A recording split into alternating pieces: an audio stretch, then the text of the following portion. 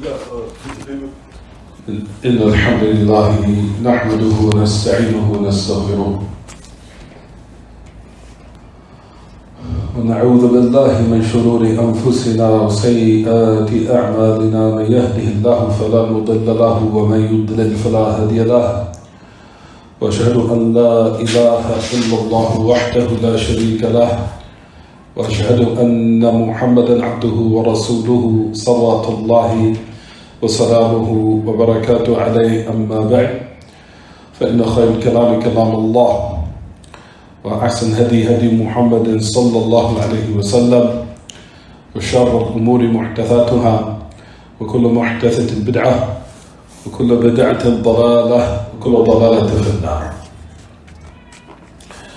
As we continue the explanation of Hamawiyyah, or if you want to call the title rather is Sharh al-Fatwa al-Hamawiyyah al-Kubra, by the great Imam Taqiyuddin Ahmad ibn Abdul Halim ibn Abdul Salam ibn Taymiyyah al-Harrani al-Dimashqi rahimahullah, the one who died 728 after the migration of our Prophet alayhi salatu wasalam. But the time now is 7:07 p.m. Thursday, June 23rd, 2022. Where it agrees on the Islamic calendar, where today is the 24th of the Qa'dah, the year 1443, 1443, بعد هجرة الرسول صلى الله عليه وسلم. As we continue in this tremendous treatise, you'll find that Shaykh al-Islam continues to say, رحمه الله, وهذا التأويل هو الذي لا يعلمه إلا الله. فتأويل الصفات هو الحقيقة التي انفرد الله بعلمها، وهو الكيف المجهول الذي قال فيه السلف كمالك وغيره: الاستواء معلوم والكيف مجهول، فالاستواء معلوم يعرف معناه وتفسيره ويترجم بلغة أخرى، وأما كيفية ذلك الاستواء فهو التأويل الذي لا يعلمه إلا الله. Shaykh al-Islam Taymiyyah rahimahullah, as he continues in his tremendous treatise entitled Fatwa al-Hamawiyyah al-Kubra, where he said that this is the ta'wil in which no one knows except Allah. The ta'wil of as-sifat. What is the meaning of ta'wil here? Meaning the ta'wil as-sifat wal-haqiqa. The so-called ta'wil here, the meaning of it is the reality of Allah's names and attributes, and the reality of how His essence is, meaning Allah Himself. The reality and how those attributes are is the ta'wil in which no one knows except Allah. And He is the one that is singled out by its knowledge, meaning He's the only one that has knowledge of it. And that is the kayf al-majhul. That is the affair in which is not known, meaning how the attributes are, in which the Salaf spoke about, which is, where he says, if you look in your book, such as Malik and other than Imam Malik al-Usbuhi, Imam al-Hijrah, the great Imam of al-Madinah, where you find Shaykh al-Islam brings his narration where he says, al-istiwa ma'loom, that ascension is known. How Allah ascended is not known. To the end of that narration that a lot of us are familiar with. He said, for verily al-istiwa, ascension, or this word called al-istiwa, ascension, is known. Listen to what Shaykh al-Islam goes on to say. He says, yu'lamu ma'nahu, its meaning is known. When a person hears the word ascension, they understand its meaning. وَتَفْسِيرُهُ وَيُتَرْجَمُ بِلُغَةٍ أُخْرَى. He said the meaning is known along with the explanation, meaning the linguistic explanation of it when you hear it. He said also it can be translated in other languages and it still be understood that way. وَأَمَّا كَيْفِيَّةُ ذَلِكَ الْإِسْتِوَاءِ, as for how the affair of ascension is, then that is the ta'wil. That is the ta'wil. And we explained the different meanings of ta'wil in the previous classes. So those who missed them, they go back to it. Because we explain in detail the meaning of the word ta'wil and how it breaks down into those different meanings. And like we said, for those who do not know, we refer them back to it, review it. In order for a person, if they want to understand truly what Shaykh al-Islam Taymiyyah is saying here, contextually, then go back. But however, we have to keep moving. The ta'wil that no one knows except Allah, as we said, we were explaining the number in Surah Al-Imran, ayah number 6, that the recitation where Allah subhanahu wa ta'ala stops, or where the reciters from Ibn Abbas stopped, everyone, where Ibn Abbas stopped in the recitation of that ayah, where Allah subhanahu wa ta'ala says in his book, وَمَا يَعْلَمُهُ إِلَّا اللَّهِ, no one knows except Allah. When one stops upon lafz of jalala, Allah, then the meaning of the recitation of that ayah is that no one knows the true reality of Allah's names and attributes and His essence except Allah. So Shaykh al-Islam said that this is the ta'wil that no one knows except Allah. No one knows how Allah is Himself, His essence. Like we talked about previously in last classes or past classes, we mentioned it, said, if you were to ponder on, for example, a deity of worship that has no beginning, no one can comprehend something of a complete essence that has no beginning and that has no ending and that has complete knowledge to the point where the knowledge of that complete deity is not preceded by ignorance, and that deity can hear everything in the heavens and the earth at the same time, and he sees everything in the heavens and the earth at the same time. If a person was to contemplate on that deeply, they will come to the conclusion that it is way beyond their comprehension. That is way beyond their comprehension. As we talked about this previously. So it says that this is the ta'wil that no one knows except Allah. No one knows the reality of His attributes. And that's what we mentioned last class. Tayyib. Let's go on. So Shaykh al-Islam, he says in the book, وَهَذَا التَّأْوِيلُ هُوَ الَّذِي لَا يَعْلَمُهُ إِلَّا اللَّهُ مِنْ ذَلِكُمْ حَقَائِقُ الصِّفَاتِ وحقائق الأسماء وحقيقة ذات الله عز وجل. لذلك قال الشيخ فتأويل الصفات إذا كان الأمر كذلك فتأويل صفات الله جل جلاله أو تأويل الصفات هو الحقيقة التي انفرد الله بعلمها. So Shaykh al-Islam said, this is the ta'wil that no one knows except Allah. What is the meaning here? The meaning of it, again, is the true reality of Allah's attributes and the reality of His names and the reality of His essence. Just as Shaykh al-Islam Taymiyyah, Shaykh al-Islam Taymiyyah says, Ta'wil al-Sifat. Ta'wil al-Sifat here does not mean the ta'wil of the people of innovation or the people that have been affected by Greek philosophy, as we mentioned. The meaning of the word ta'wil, meaning to know the reality and the true nature of Allah's names and attributes and His essence, no one knows. So, ta'wil of the characteristics of Allah is the reality in which Allah is singled out with having only of its knowledge. As for the ma'ani, as for the meanings, then it is known. The meaning of these characteristics, when you hear them, you understand it. For example, ma'na al-ilm. The meaning of, when you hear the word knowledge, you understand its meaning. Or the meaning of the word qudra, ability. When you hear it, you understand its meaning. Or the meaning of the word al-irada, intending or wanting. When you hear it, it's clear. You understand its meaning. When you hear the word istiwa, ascension, you understand its meaning. The word majid, coming, or when Allah will come on the day of resurrection. The word majid, you understand its meaning. You hear the word dissension, you understand its meaning. When you hear the word face, you understand its meaning. To the end of it. These meanings, when you hear them, you understand them. However, the reality of how they are, no one knows.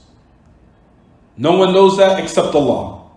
And that is the ta'wil in which Allah is singled out of having His knowledge.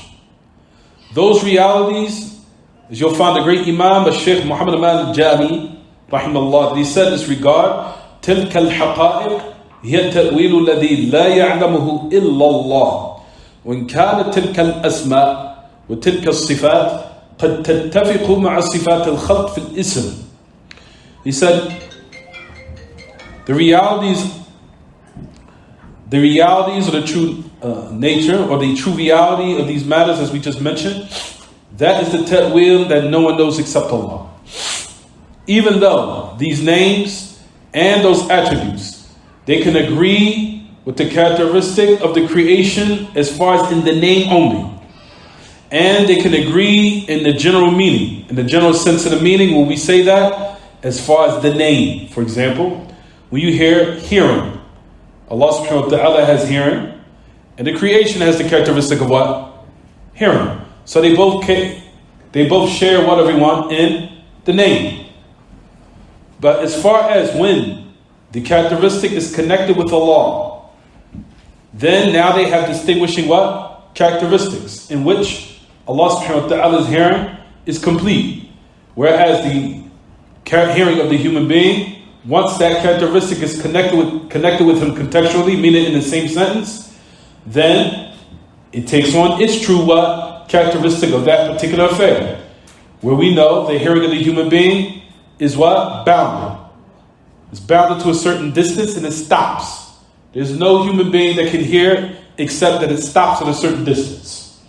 The point that you'll find that Shaykh al-Islam Taymiyyah is saying here, in light of what the great Imam Muhammad al-Jami is explaining, he's saying how the names and the attributes of Allah Ta'ala agree in the sense of the what? The name, in the general meaning. That's it.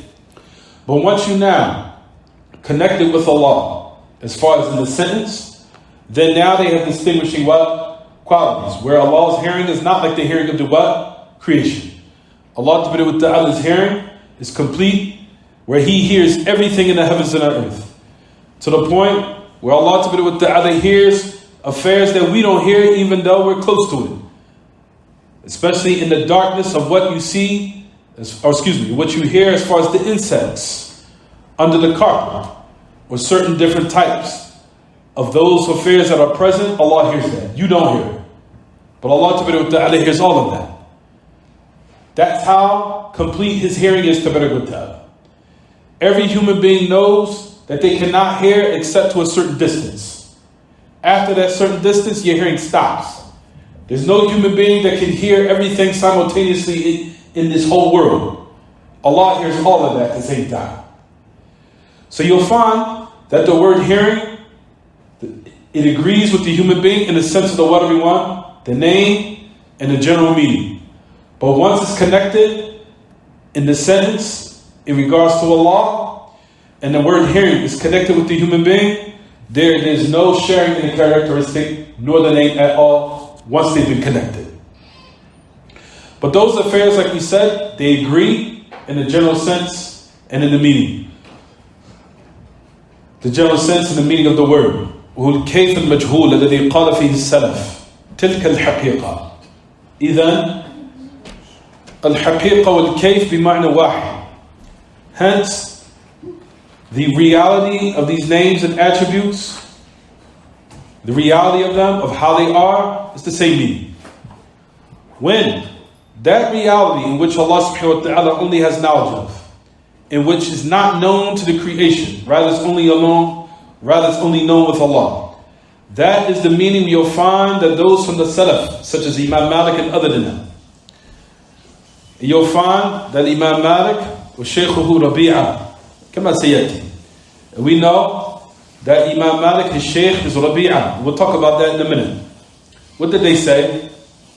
They say the ascension of Allah is known. How Allah ascends is not known. Meaning, when Imam Malik said that the ascension of Allah is known, he's saying it's known as far as its meaning. Ma'lum al-ma'na. Meaning that the meaning of the word ascension is known. And that it can be explained linguistically. and to the point where it could be translated into other languages and it still be understood in that manner. For verily everyone that has knowledge of the Arabic language and even other language, if they hear the verse, Ar-Rahmanu ala al-Arsh istawa, the most merciful over the throne or above the throne ascended, he will have knowledge that the meaning is clear. As soon as he hears the word ascension, what comes to one's mind is what? That the ascension, that's something that came or had the act where it went up. Everyone understands that. When you hear the word ascension, it's clear. It means something that went up or it rose. Hence, the meanings are understood. It doesn't make a difference, or whether or not it's used or this action is used if it pertaining to Allah or anyone else, as far as linguistically speaking. When you hear the word ascension, the meaning is known with the people. So whoever wanted to translate it to another language and they try to teach the people in that language, they won't understand it the same. And similar to the word dissension and all the other different examples that we gave momentarily, or that we gave a couple of minutes ago rather. Either a Shaykh al-Majhul, what is not known, as we mentioned and said, is how they are. How Allah did it. That's not known. That is the ta'wil, in which, like we mentioned before, that no one knows except Allah. As far as the ta'wil that we mentioned in the previous class, that those who are well grounded in knowledge knows, they are the ones that understand the verses in the Quran due to the knowledge that Allah has given them to know the proper meaning and understanding of those verses, as we already explained before. But what we're talking about is the recitation which Ibn Abbas said, where we talked about this last class. And like we said, everyone, the only way you can understand this class is if you could go back to previous classes. You have to go back to the previous class in order for one to be on point in regards to what we mentioned. These classes, they have to be reviewed. They have to be studied. You have to revise them. Other than that, you'll probably be lost. So what we said in regards to this, we said that when a person hears the word, for example, ascension, the meaning is established. It doesn't take a rocket science genius to understand the word ascension. When you hear the word ascend, the meaning went from below and it rose, or it went up. That's as far as in the linguistic meaning of what we understand when we hear that word. As far as how, no one knows that except Allah to do with the other, and no one knows the reality of that. But your father Shaykh al-Islam, he goes on to say, وَأَمَّا كَيْفِيَةُ ذَلِكَ الْإِسْتِوَاءِ فُوَ التَّأْوِيلِ. He said, for what Shaykh al-Islam Taymiyyah that he mentioned, it's an utmost of what? Of clarity. Does not need extra clarification in this regard. When you hear it, it's established. Even though your father Shaykh al-Islam used the narration by Imam Malik, but despite of that, you can apply that to all the characteristics of Allah. Because the characteristics of Allah, yusaqu masaqan wahida. That you'll find that the characteristics of Allah Ta'ala all can be used in that narration that Imam Malik said. For you'll find that the narration that what was used in this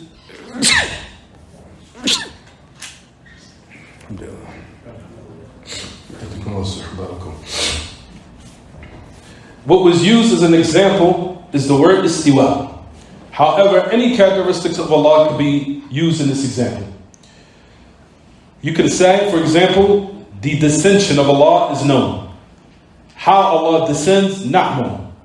Faith in it is obligatory. To ask about it is innovation. Same thing, like you can put another characteristic. The face of Allah, known. How Allah's face is, not known. Faith in it is obligatory. And asking how it is innovation. For another example, the laughter of Allah is known. How Allah laughs, not known. Faith in it is obligatory. To ask about it is an innovation. The shin of Allah is known. How Allah's shin is, not known. Faith in it is obligatory, and asking about it is what? Bid'ah. Allah, the loftiness or aboveness of Allah is known. How Allah is being above, how is it? Not known. Faith in it is obligatory to ask about his bid'ah. The hearing of Allah is known. How Allah hears, not known. Faith in it is obligatory to ask about his bid'ah. Allah's sight is known. How Allah sees is not known. Faith in it is obligatory to ask about his bid'ah. Allah will come on the day of resurrection. Allah's coming on the day of resurrection is known. How Allah will come on the day of resurrection, and the manner how do we know, it's not known. Faith in it is what? Obligatory to ask about is what? Bid'ah. All the different characteristics that you can think of. The characteristic where one does not make any distinction, whether they be from the characteristics of his essence or the characteristics of Allah's actions.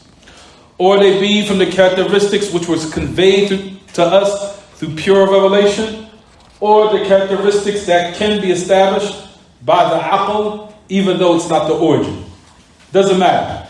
All those characteristics, they can be put upon the scale that Imam Malik mentioned here in his narration, and you will come with the same exact result. How Allah Ta'ala, how his speech is. The speech of Allah is known. How Allah speaks is not known. Faith in it is what? Obligatory. Asking about is what? Bid'ah. Allah's laughter is known. How Allah laughs? Not known. Faith in it is what? Obligatory. Asking about is what? Bid'ah. Allah Ta'ala, anger of Allah is known. How Allah becomes angry? Not known. Faith in it is what? Obligatory to ask about bid'ah. To the end of it. All those affairs, like we said, no matter what characteristic you put on that scale, you will come to the same conclusion. And you will come with the same result. Our faith in these particular affairs is iman of taslim wa ithbat. Iman of submission and affirmation. And our faith is not the faith of takyif, of finding or looking for how these characteristics are. Because if you try to attain the reality of how these characteristics are, you will become destroyed. Allah Ta'ala, if you try to look of how Allah ascends, you will become from the people of deviation. When we say you'll become destroyed, meaning that if you try to now attain the true reality of how it is, you'll become lost and you will become like the people who deviated in these affairs until you will be of those who fell into distortion or negation. Where you deny it totally. And that's what you'll find with those who are upon deviation, who give precedence to Greek philosophy over submission to the revelation, what they fell into as far as these type of what? Perverted meanings in regards to Allah's names and attributes where they totally deny it. Why did they do that? Why did they fall into it, everyone? Because they tried to look and fathom Allah's characteristics to the point where it's so-called try to agree with their rationality. That the word dissension, the only thing that comes to their mind is what resembles the creation. And as a result of it, they fell into what? Deviation. As we talked about this before. But keep in mind the key words with the great Imam, Shaykh Muhammad al-Jami, that he says, our faith in Allah, especially in the names and attributes of Allah, is iman of submission and affirmation. Not iman of looking of how they are, or the true reality of they are, or what they are. We do not try to look for how Allah's attributes are. Not one from the characteristic that Allah subhanahu wa ta'ala has affirmed for himself. We don't try to say how it is. Rather, we submit to Allah, in which the message of Allah sallallahu alaihi wasallam informed. Hence, no one can describe Allah more knowledgeable than Allah himself. Then after that, submissiveness to what? His prophet informed about it. Because no one from the creation is more knowledgeable of Allah than the message of Allah. Rather, it's not permissible for anyone to describe Allah Ta'ala or have the nerve to describe Allah after the message of Allah. For someone to come after the message of Allah to describe Allah, then it's as if they're saying, I'm more knowledgeable than the message of Allah concerning his Lord, and we know that's absolute absurd. For verily we know that the one who was given permission to speak about Allah from the creation was the Messenger of Allah. He was the one that Allah gave permission to describe Allah with the Allah of what He possesses of those lofty names and beautiful attributes. Or those lofty names and those what? Sifat and those best names and those lofty attributes. For verily Allah with the Allah has informed the Messenger of Allah, in which the Messenger of Allah sallallahu, when he spoke about Allah, we knew that it was pure revelation. Because it's not permissible to talk about Allah Tabarak wa Ta'ala, because they're the most what? They are the most sacred of affairs. There's nothing more sacred than speaking about Rabbul Alameen. There's nothing more sacred than to describe of the names and the qualities and the characteristics that He possesses. And that no one is allowed to speak about those affairs based upon their rationality, or based upon their opinion, or based upon their whims or desires. Anything that's in accordance to describing Allah Ta'ala has to be absolute, pure, unadulterated what? Wahy, revelation. And it's not permissible to ever talk about Allah from your own opinion, or to talk about Allah from your own desires, or to talk about Allah from your own rationality, or your own intellect. So that is what we want to speak about in this regard. So we said, Allah Ta'ala, no one is more knowledgeable about Allah than Allah. And no one is more knowledgeable from the creation about Allah except the Messenger of Allah sallallahu alayhi wasallam, in which we've been commanded to what? Obey Him and submit to what He had conveyed in regards to the revelation. For that reason, like we said, when we say about these names and attributes, we submit to what the Messenger of Allah sallallahu informed, and that our iman is iman of what, everyone? Submission and what? An affirmation. Not iman of what? Looking of how it is. Nor is it iman that is blind. As you'll find that there are people out there that say that our faith is blind faith, like the Christians. Like we have blind faith. No, we don't have blind faith. Our faith, alhamdulillah, is based upon knowledge. And the knowledge that we've been given, Allah Ta'ala has also commanded us to what? To have submission. Submission to affairs in which is beyond your comprehension, such as what I gave as an example. A person would say, what is beyond my comprehension? What is beyond your comprehension is how those names are. For example, I just mentioned and said, how is something beyond our comprehension? Like I said, everyone, can you imagine hearing everything in the heavens and the earth, and hearing everything in the earth and understanding it at the same time?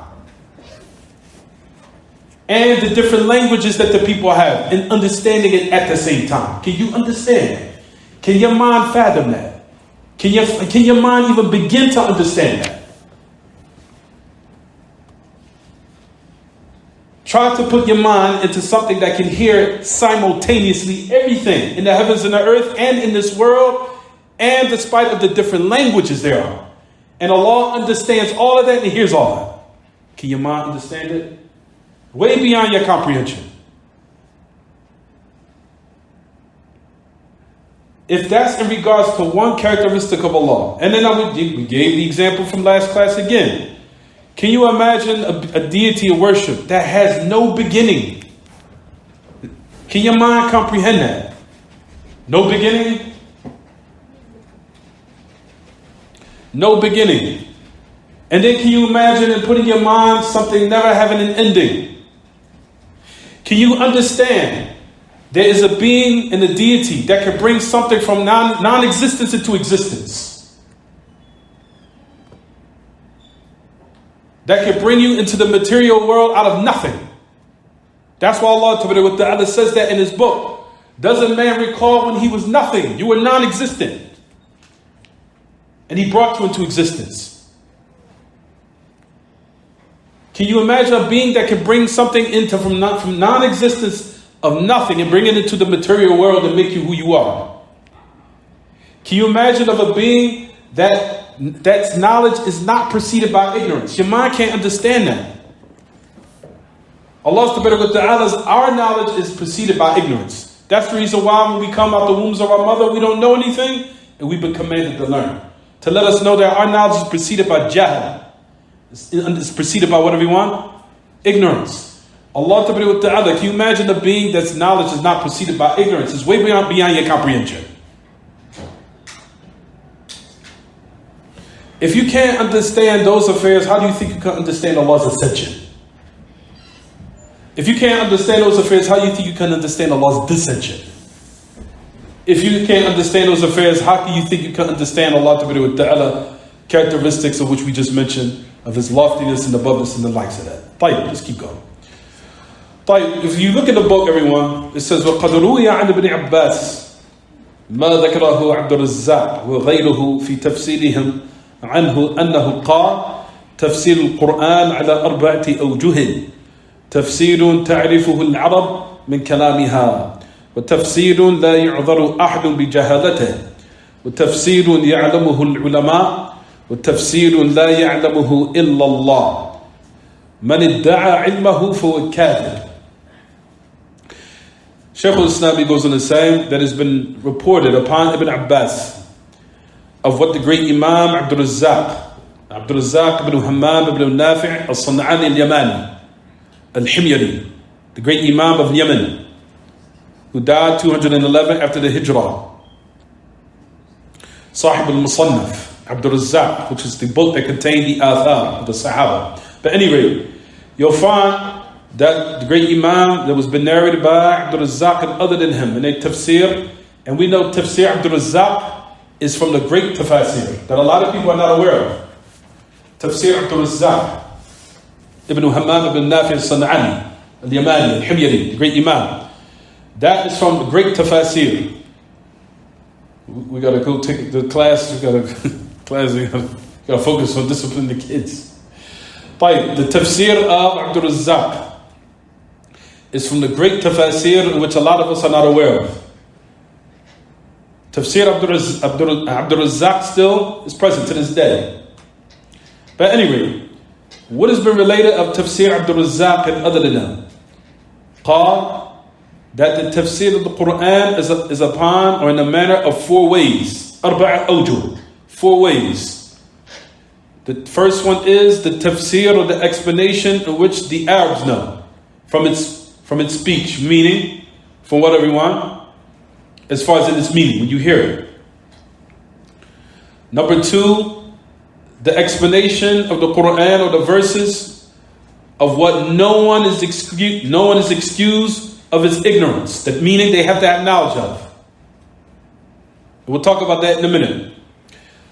I'm sorry, everyone. Number 1, start over again. Number 1 is the first man. The tafsir or the explanation of the verses of the Quran in which the Arab knows meaning from the language.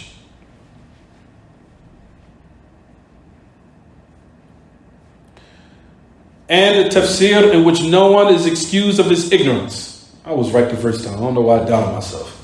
The second one is the tafsir. Every time I doubt myself, I'm messing up all the time. And every time I trust myself, I'm right on point. Number 2 is the second in which no one is what? Excused due to his ignorance. Meaning everyone has to have knowledge of it. Every Muslim has to have knowledge of it. Number 2. Number 3 is the tafsir that only the scholars know. Those who are well grounded in knowledge. We'll talk about that in a minute. Number 4 is the tafsir that no one knows except Allah.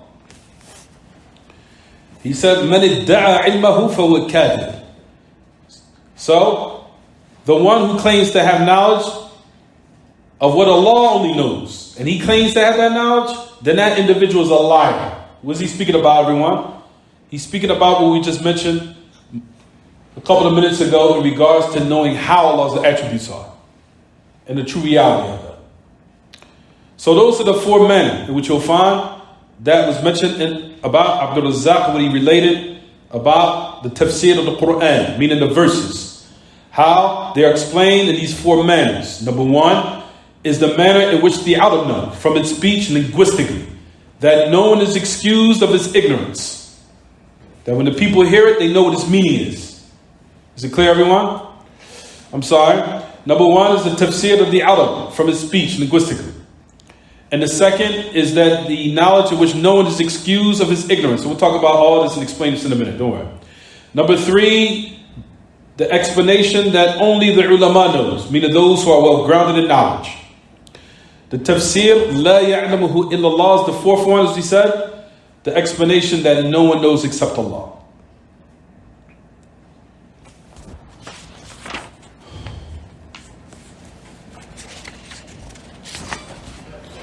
So let's start with the first one, the first aspect. The tafsir in which you'll find in which the Arab understand from its speech or from their speech. Meaning al-mufradat, التي تسمى مفردات اللغة. So the first instance is the vocabulary or the words or the vocabulary of the Arabic language. Al-mufradat al-Arabiyyah. And al-mufradat al-ghariba al-marji'u fiha al-Arab. The rarely used words, meaning the high eloquent words, the high eloquent. The reference point in that is returned still back to the Arab. Because we know there are very eloquent words that is utilized, that still, when you look them up, or what is referred to in order to attain its proper meaning, you still go back to what? The Arabic language, and you refer back to it. Those Arabic words, like we said, that have not been mixed with the ajam, with the non-Arabic words. The words in its origin, like we said, in which the lugha or the Arabic language is known and established, we return back to the what? To the Arab, the Arabic language, in order to understand it properly. So that's number 1. وأهل الحضر إذا أشكل عليهم شيء لتأثرهم بإخوانهم المسلمين من العجم يسألون أهل البادية وأهل الفطرة أهل اللغة مثل الانفطار. He said, for example, the great Imam Muhammad al-Jami, he said in this regard. He said, when he was given more clarity, he said, of those who protected the Arabic language or the Arabic language from those from the Arab, especially from those that memorized the Quran and they became well grounded in this knowledge. They were from those, of course, from the greatest of those who protected the Arabic language and made sure it maintained its what? Its asl, or maintained its origin, where it didn't become affected or changed. He said the people of Hadar, the people of today's society, if they now, something is not clear, due to the fact you'll find that some of them have been affected from the Muslims who are not in its origin Arab, even though they extracted and utilized some of their words and brought it in the Arabic language and Arabized it. He said, those who now have been affected in a manner where they want to still attain that pure form of the language, well, who do they ask? They refer back to those who are not entrusted, so to say, but they were the ones who maintained it, such as the people of the Badiyah. Usually you'll find people from the Bedouins, you'll find that they're from the most eloquent. Why? Because the language remained in its pure state with them. Or you will ask the people of the Fitrah, those who are the natural inclination that they preserve their Arabic language where they did not allow outside influences come in and corrupt it. Or you will ask the people who are well-grounded or scholars of the Arabic language. You will ask them so also.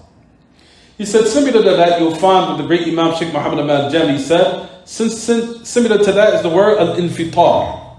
Allah subhanahu wa ta'ala, the ayah says, إِذَا السَّمَاءُ انْفَطَرَتْ. For those eloquent words that are used in the Quran, if the people don't know it, when they hear the word infatarat, they're going to now refer and go back to those who understand it in its purest form. And we just gave different examples of who they are. From the A'rab, from the Bedu, from those who specialize in it. For verily they don't understand it, they refer back to them and their literature, so they can understand what these words mean. Because Allah Ta'ala used high eloquent words in the Quran to the point, like we know, it bewildered a lot of what? of the Arab themselves. They were astonished to know that it was of this high level of eloquence. He said, for verily those words, all of these type of mufradat, وَقَدْ أُلِّفَتْ فِي ذَلِكَ كُتُبُ الْغَرَائِبِ فَذَلِكَ بِالرُّجُوعِ إِلَى لُغَةِ الْعَرَبِ. He said, for these type of vocabulary words, to the point you'll find that these people who had allowed the language to remain in its purest form, they even brought forth literature to preserve it. And you'll find that they put titles on the books, such as Ghara'ib, meaning books that give you the meanings of those rarely word used that are very eloquent. And that person is been what? Obliged to go back to those what? Literatures and those books in order to attain their meanings. So that's the first instance that you'll find that Shaykh al-Islam mentioned here in the book. He said, then you'll find tafsir la yu'dharu ahadun bijahli. Number 2, such as the tafsir, such as tafsir ayat al-ahkam. He says, such as the verses that Allah revealed concerning ahkam, concerning the rulings in regards to certain affairs, such as, for example, the prayer or giving zakat. Those type of affairs, especially what is connected with the prayer, no one is what? Excused of his ignorance. They're supposed to know what it means. When you hear the word establish the prayer, what it necessitates is that it's in what? Obligation. And that no one is what? Excused of his ignorance. Not a person that's Arab, nor a person that's what? Ajami. Nor a person that's what? Considered non-Arab. As long as they consider themselves to submit to Allah, and they embrace the book of Allah, and the message of Allah, sallallahu, and they're in the beginning stages, so those preliminary stages, they've been obliged to what? To know that those affairs is an obligation. And they've been obliged to know how to perform that obligation. So when they hear those verses, they need to understand immediately of what they what? Mean. And that no one is excused of his what? Ignorance. It's clear. So affairs is pertain to Siyam. And likewise affairs pertain to Zakah. And likewise affairs pertain to Hajj and other than that. He said for those Muslims, when they now embrace Islam, they've been obliged to know these meanings of these verses, and now they are not excused of his ignorance. So that's the second instance. The second instance of what Shaykh al-Islam mentioned here. Is it clear, everyone? The third instance, Shaykh al-Islam says, وَتَفْسِيرٌ يَعْلَمُهُ الْعُلَمَاء. The third one is what, everyone? The tafsir that no one knows except those who are well grounded in knowledge. لا يعلمه غير العلماء الراسخين في العلم كالتوفيق بين ما ظاهره التعارض من آيات الكتاب ومن السنة وكمعرفة المعنى المراد من الألفاظ التي تحتمل عدة معاني. معرفة المراد من السماء، هل المراد بالسماء المطر أو المراد بالسماء السحاب أو المراد بالسماء العلو، وذلك الجرم المبني وغير ذلك. هذه المعاني لا يعلمها إلا الله. Tell me. He said the third is those who are well grounded in knowledge. He said, for example, those ayat of the book of Allah, that they can bring the tawfiq, where they can gather between, as if, when you see it, as if there's some type of contradiction. But the people who are well grounded in knowledge are able to bring those ayats, to bring what is correct so you can understand it properly, to expose to you that there isn't any contradiction. Whereas they'll bring an ayah and explain it given the other ayah, so it can be clear in its meaning, or from the authentic sunnah. Those who have that ability are the ulama, and those who are well grounded in knowledge. Or they're able to now have the knowledge in which what is attained from it, if you hear from the wording, it might necessitate different meanings. And the knowledge of what is intended, as far as, for example, you'll find in the Quran the word as-sama. The word sama, in certain verses in the Quran, what could be intended by is what? Rain. And certain verses could be intended by, which is what? Clouds. Or it could be intended by from different what? Different meanings. How do you attain that meaning? You go back to the meaning of the Salaf and what they possess. Those who are well grounded in knowledge know what it entails and what is intended by it. And those who have the proper meaning of it. But the only one who knows it is those who have been well established, who are well grounded in knowledge, and they took the opportunity to study, so they can teach the people what Allah intended by the verse as far as its proper understanding and meaning. The only people that have that capability is the people of knowledge. That's it. And those who really took time to study, they can give it to you. Those who become confused are the ones who are ignorant of these affairs. That's the reason why Allah commands you to go back to the people of knowledge when you're confused, so they can tell you. That's why it says clearly in the ayah, فَاسْأَلُوا أَهْلَ الذِّكْرِ إِن كُنتُمْ لَا تَعْلَمُونَ. Ask the people of knowledge if you don't know. So those who are confused and they don't know the meaning of the verse, then that is who you will go back to. Those who are well grounded in knowledge and they can teach you to what is that's considered the proper meaning of the verse and what Allah intended in regards to the verse. And it can give you the perfect, correct understanding in regards to how Allah revealed it, in regards to what Allah intended when He revealed it, and the meanings that what entails it. Fine. So that's the third. The fourth, last, will stop here. The fourth is what, everyone? The tafsir that no one knows except Allah. And we talked about the meaning of this. I talked about this in 3 classes. I'll explain it again. The meaning that no one knows except Allah, we already said that. Meaning the kayfiyya haqa'iq al-asma wa sifat. The true reality of how Allah's names and attributes of Allah are. No one knows that except Allah. What did Shaykh al-Islam say in Hamawiyyah? What did he say? He said, for anyone who claims that they have knowledge of that affair, then what? مَنِ ادَّعَ عِلْمَهُ فَهُوَ كَاذِبٌ. Whoever claims that they have knowledge of that, then they're a liar. Meaning of the true reality of how Allah's names and attributes are. If you claim that you have knowledge of that affair, then we know you're a kadhib. You lie. So those are the 4 awjuh that Shaykh al-Islam Taymiyyah mentioned in regards to, he said, that the narration that came to the authority of Abdur Razzaq. From the usul al-tafsir goes back further beyond Tabari, or Qurtubi, Ibn Kathir, and Baghawi. And other than that, in these days of time, tafsir Sa'di. There's tafsir that go back further than that. And from the great tafsir of them is tafsir Abdur Razzaq. Tafsir Abdur Razzaq ibn Hammam ibn al-Nafi' al-San'an al-Yaman al-Himyari, the great Imam of Yemen. You'll find that he has a tafsir that goes way beyond. That is considered from the usul al-tafsir to Shaykh al-Islam even mentioned it here. But he said the tafsir of Abdur Razzaq and other than that. So even though those are considered from our marajih are great references in tafsir, but just know for sure there are tafsir that go before that. And from them is the tafsir of Abdur Razzaq, tafsir Abdur Razzaq. But we'll stop here, inshallah. Any questions about the lesson?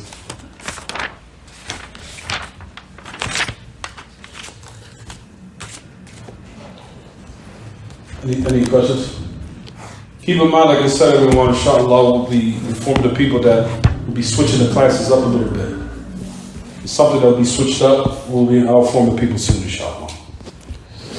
Once I get everything announced and organized, we're going to be switching a couple of things up, inshallah. I think it'll be beneficial. Anything other than that? Anything about the question about the lesson? Shaykh Abdur Razzaq, what was, you said 200? He died 211 in the Hijrah. Anything else? طيب we'll stop here. وصلى الله وسلم وبارك على نبينا محمد وعلى آله وصحبه. سبحانك اللهم وبحمدك أشهد أن لا إله إلا أنت أستغفرك وأتوب إليك.